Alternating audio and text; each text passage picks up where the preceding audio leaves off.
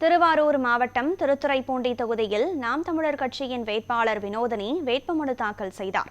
தமிழகத்தில் வரும் ஏப்ரல் 23ஆம் தேதி சட்டமன்ற தேர்தல் நடைபெறும் நிலையில் வேட்புமனு தாக்கல் நடைபெற்று வருகிறது. அதன் ஒரு பகுதியாக திருவாரூர் மாவட்டம் திருத்துறைப்பூண்டி தொகுதியில் நாம் தமிழர் கட்சியின் வேட்பாளர் வினோதினி வேட்புமனு தாக்கல் செய்தார். இதனைத் தொடர்ந்து அம்பேத்கர் மற்றும் காமராஜர் சிலைகளுக்கு மாலை அணிவித்து மரியாதை செலுத்தினார்.